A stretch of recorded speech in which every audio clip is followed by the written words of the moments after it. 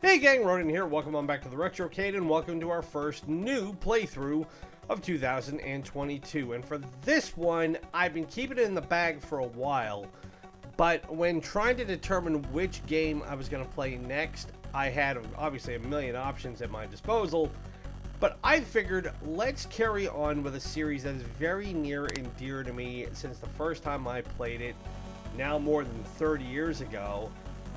Back when I was really into the height of the Nintendo Entertainment System. But actually we're going to play a game that wasn't on the Nintendo Entertainment System.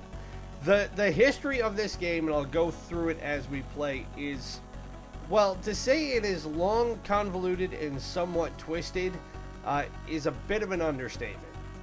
But it is a game that took me 15 years to be able to finally play it.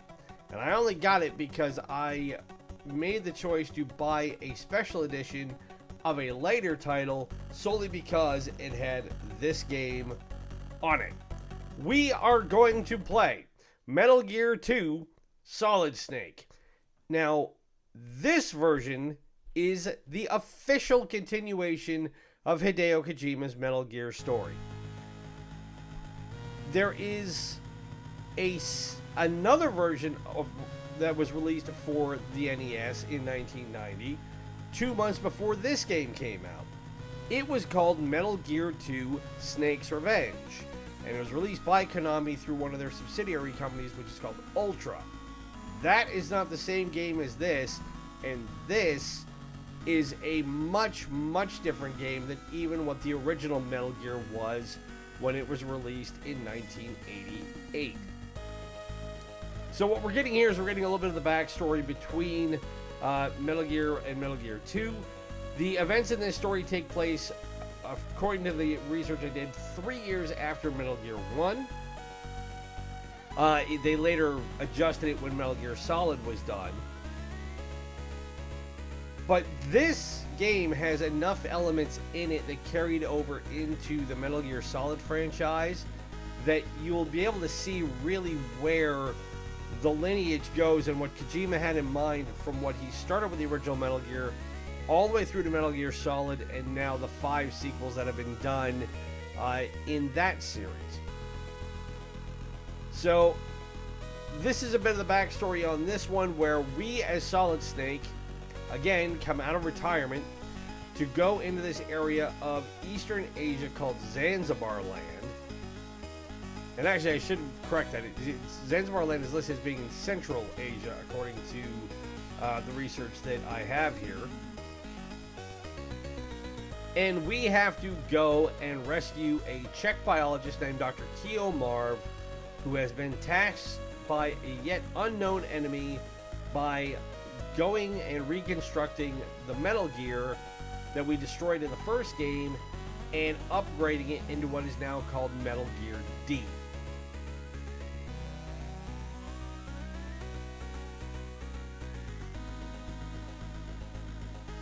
And one of the things that I will acknowledge out the gate is this version is a lot harder than Metal Gear 2 Snake's Revenge is.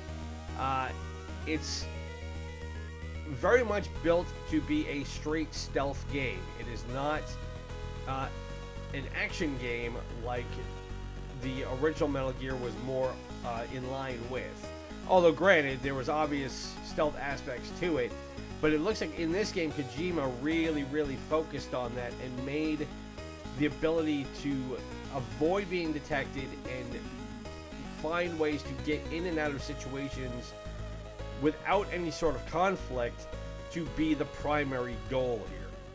So what we're going to do over the next, I'd say 25 minutes or so, is we're going to see if we can get through the prologue and get this story underway. I'm anticipating that this will be a series that will take maybe 15 to 20 episodes tops. The original Metal Gear playthrough only took 10, so I'm gauging it pretty much on that. So we will have to see what we can do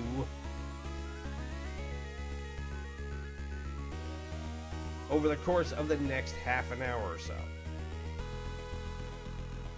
In the meantime, as always, if you've hopefully you tuned in for our Sports Saturday and Suckerpunch Sunday features that we had over the weekend, where we played Fight Night Round 3 for the PS2, and on Sunday we played Bad Dudes vs. Dragon Ninja for the Nintendo Entertainment System. So we're going to play this on original difficulty.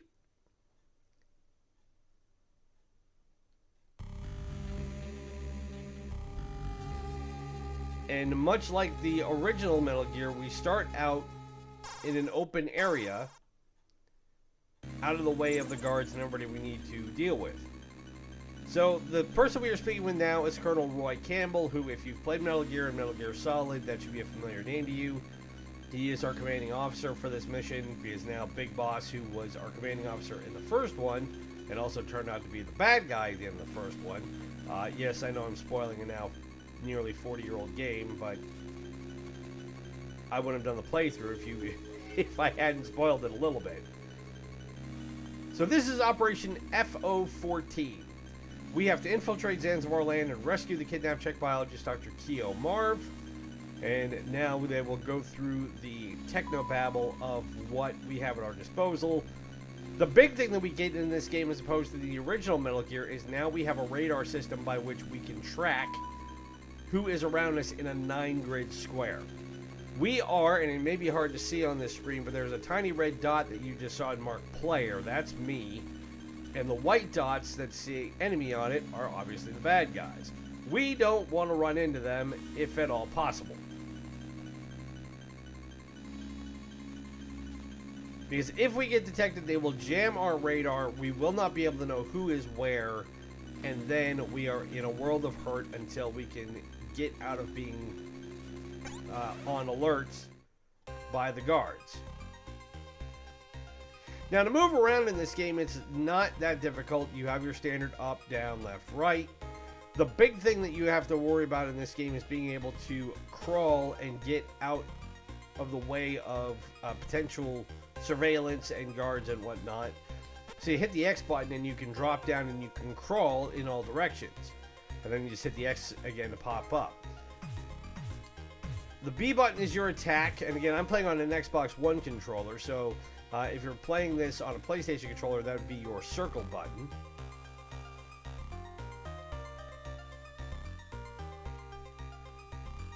And now we want to just go up and make sure that nobody finds us. So we have our ration, which we will need. Your triggers, your L2 trigger will pull up your equipment. And again, rations were the same as they were in Metal Gear 1, which is you hit them, hit the circle button, and you will recover your life. So I don't want to do anything with it just yet. And then the right trigger is your weapon select. We do not have any armaments yet. We will have to pick them up on site, which is what they refer to as OSP, on-site procurement.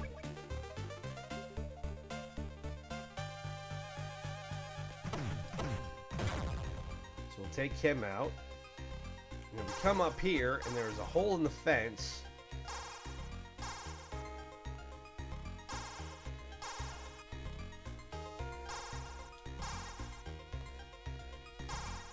And that guard can't see us through the fence line. Now, what does Roy want? Use crawling and sneak through the gaps of the fence over and out. That's what I thought he was going to tell me. So this is still very much the tutorial stage.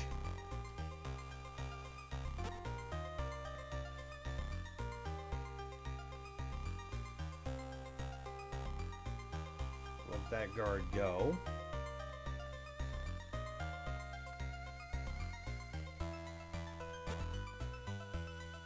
Crawl through this way. Now there's a guard down at the bottom of the next screen, and he's heading this way.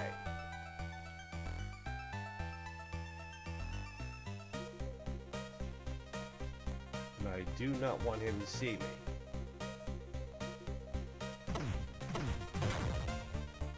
So take him out.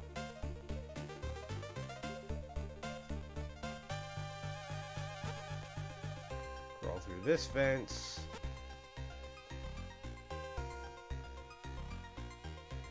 Now where's he gonna go? I guess he's gonna come down.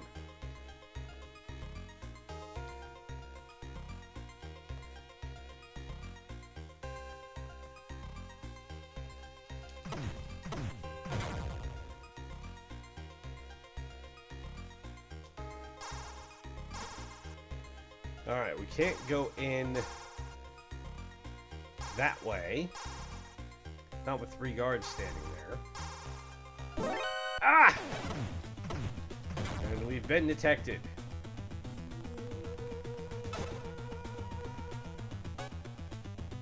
Now we need to get over to that slot and get in the building. Okay, now that we are in here, we can avoid being detected, but also, you look on the radar screen and we can't see anything because we are in an enclosed space.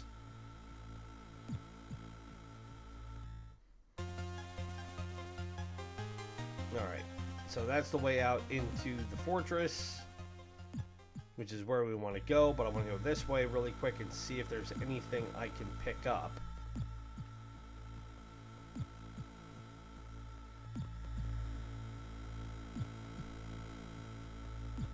And there's ammunition.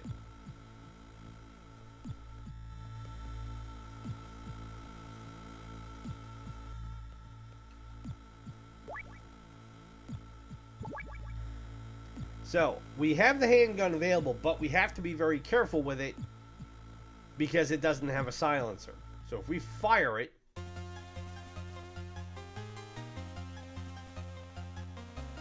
we're in a bit of a pickle because they will know exactly where we are. Okay, so now we gotta come back around. And we have more ammo sitting here. And we can't carry anymore. So we're currently capped at 60.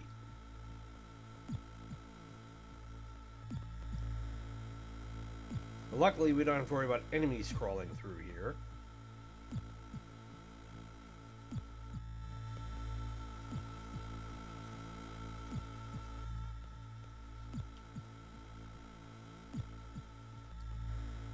Oops, we gotta go back up this way.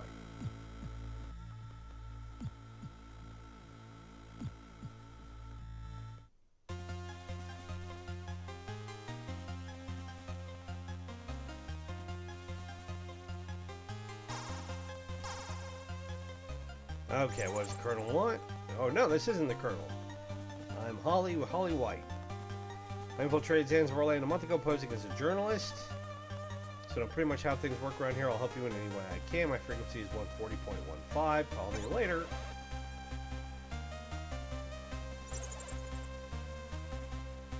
It's not on the blueprints, but the kids say Zanzibar building and the tower building are connected underground. Okay. Useful.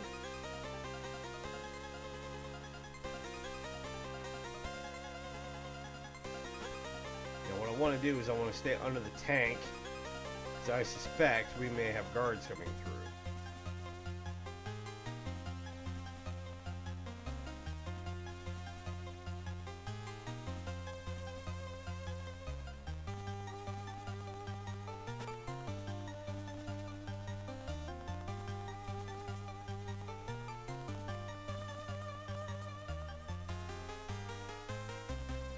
Okay, that we are up on this, around this platform, and we are not being seen is helpful, but I don't know if that's a good thing or not. Let's see, where do we need to go here? We need to go.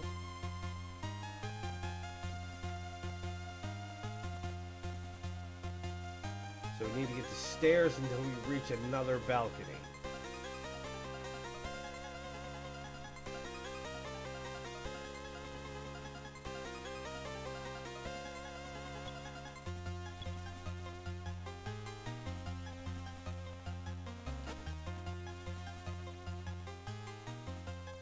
Luckily, we can crawl right under here.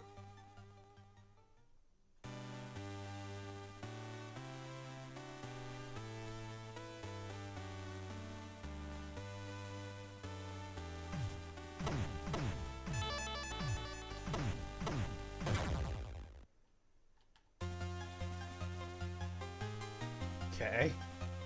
So we take them out.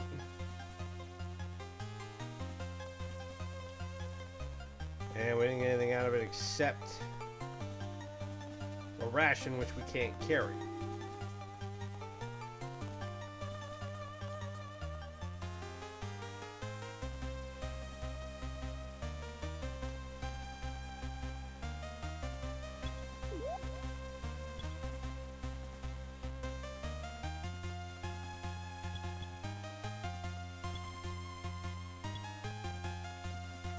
So we gotta be careful on this platform because these tiles, the holes in them, make noise. Ah!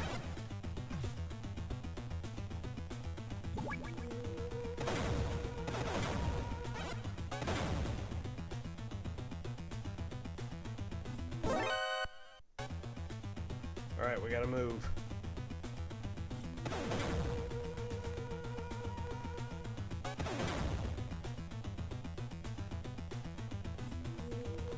And if this is a case of us being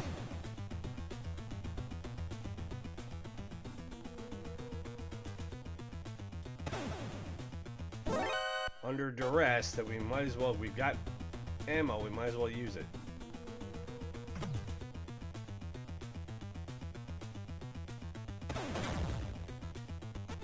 And even better, we can crawl under here and just wait.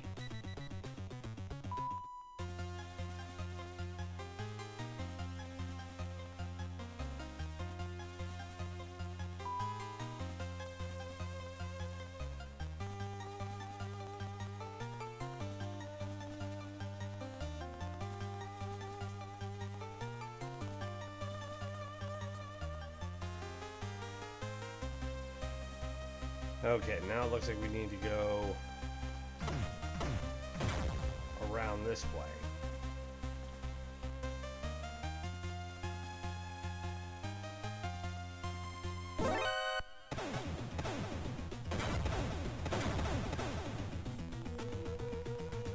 And crawl in here and wait a minute and just have that.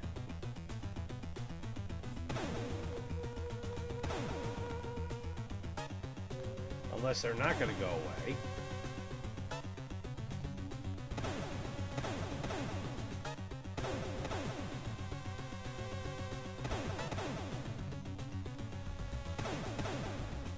Nope, they're not going to. Okay.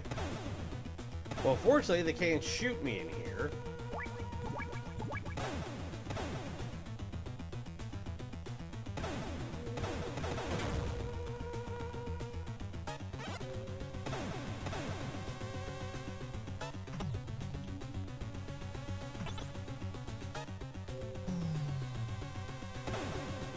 Need this elevator to open.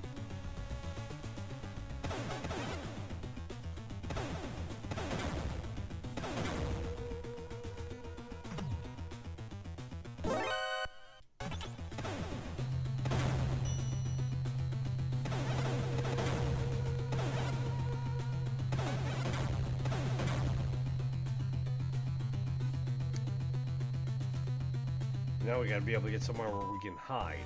Okay. So now we are on the second floor.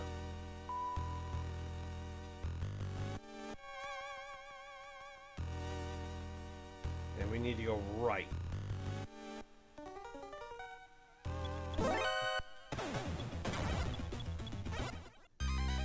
of course we get here, and that's it. So hopefully we start back at the elevator. Which we did.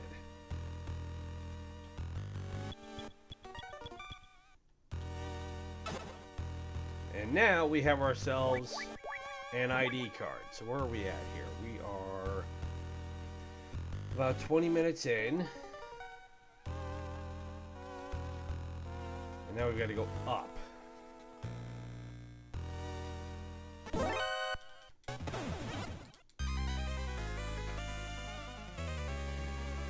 Except, of course, I got there as a guard was standing there, and I died. So this may be a problem, since I don't have a lot of life.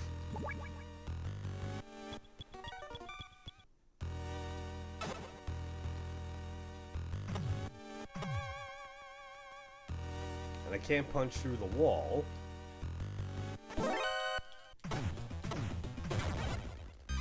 Now, where did he come from? There was nobody in the room.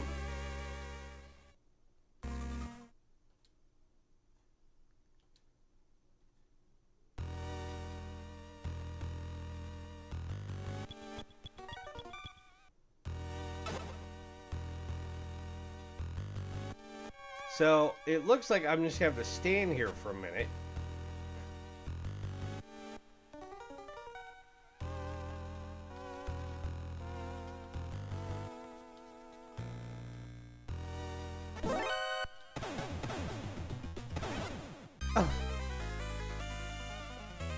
Now, we may have ourselves in a real bind. Because if I don't have a ration to be able to refill my life with,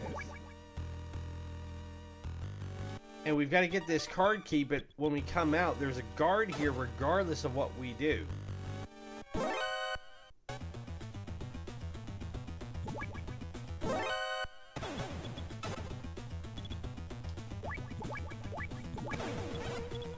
There we go.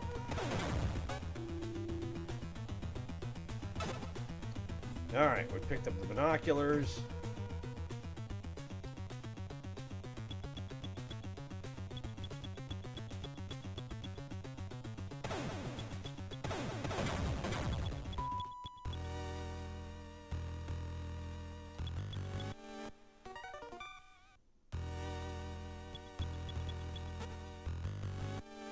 Crawl through here.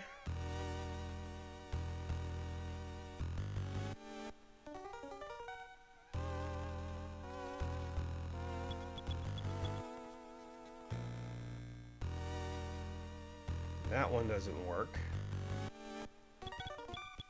But we get more ammunition.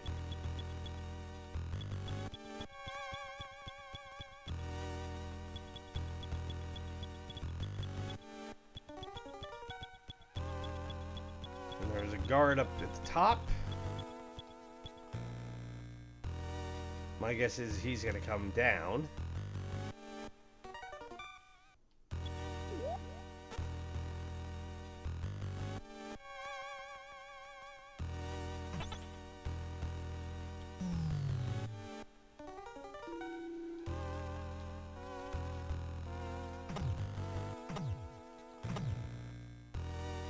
Okay, that one won't let me go up.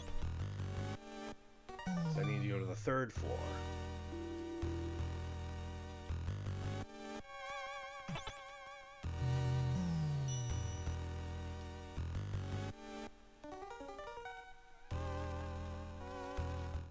Alright, so now that we are here, we've got to go and rescue the biologist, who is the red dot in the lower right-hand corner on the radar screen above where my gun is.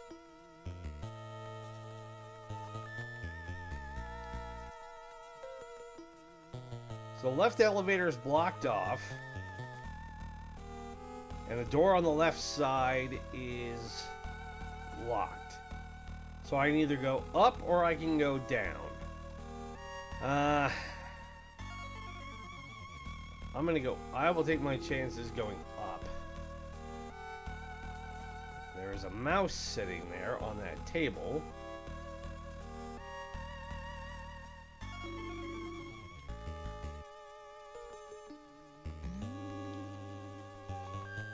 Ooh, I do not think I want to be picked up by that.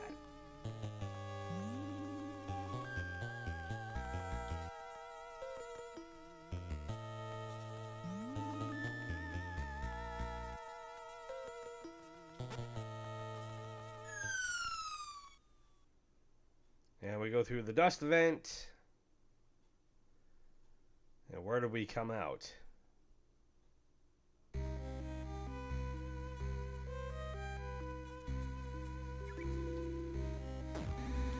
Whoa! I don't want to deal with that, whatever that was.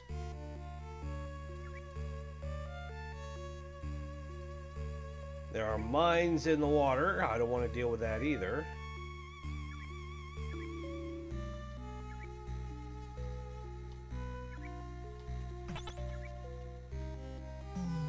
Alright, we are back in the basement.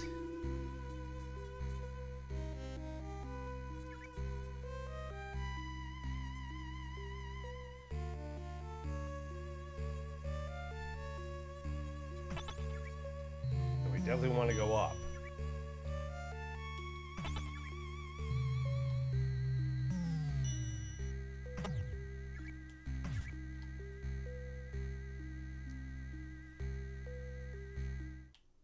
Okay, we're back where we started.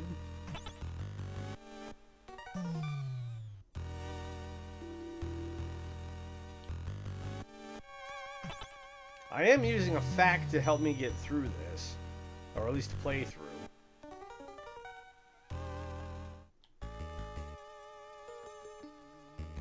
So we do not want to take the dust chute. That's for sure.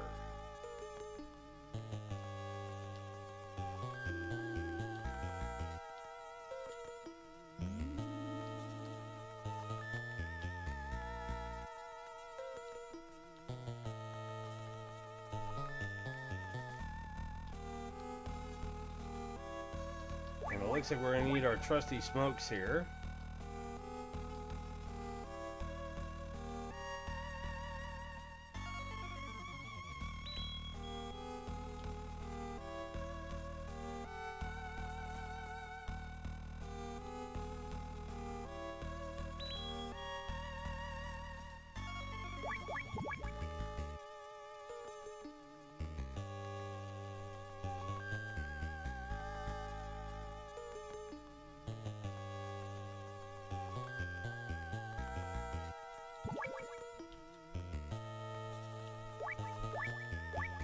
Okay, we should be able to get through this key.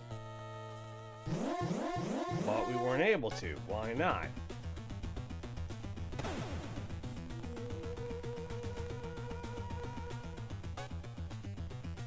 Oh, that's why, because we went the wrong way.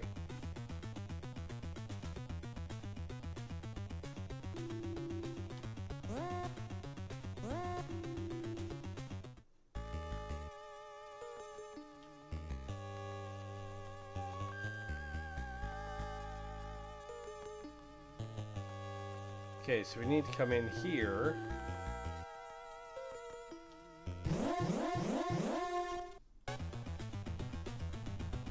There we go, and equip the gas mask.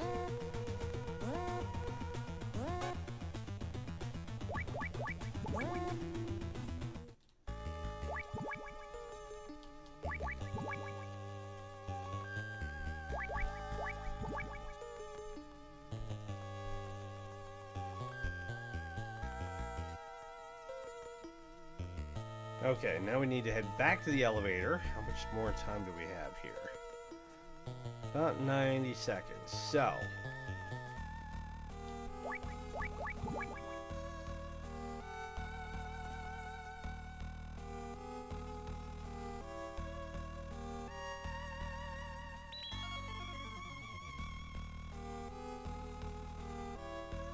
There we go.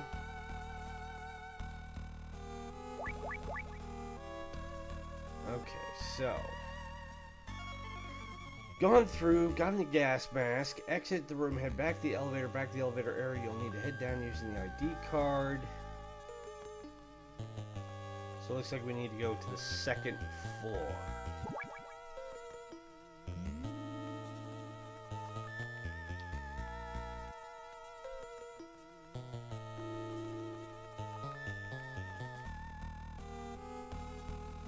So we'll head back down this way and we'll get on the elevator.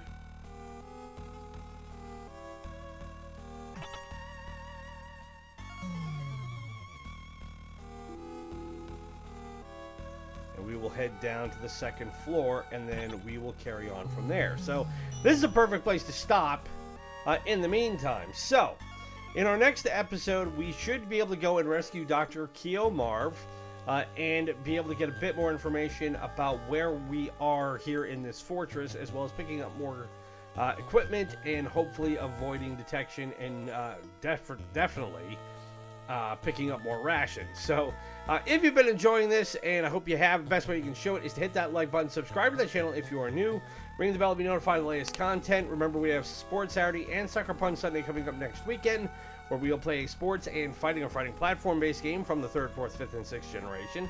You can also follow us on Instagram at Ronan's Retrocade and help spread the word about it so we can hit 100 subscribers as soon as possible. That way we can unlock the YouTube customization algorithm and we can keep making this channel bigger and better. And if there is a game you would like to see us feature from the Nintendo Entertainment System, the Super Nintendo, the Sega Master System, Sega Genesis or Mega Drive, SNK Neo-Geo, Nintendo 64, PlayStation 1 or PlayStation 2, leave it in the comments below or drop me a line on Instagram. Give me any game you guys want. Again, my name is Ronan. It's been great to spend this Monday with you. Be safe, be well, happy gaming, and we will talk to you again in the next episode. Bye!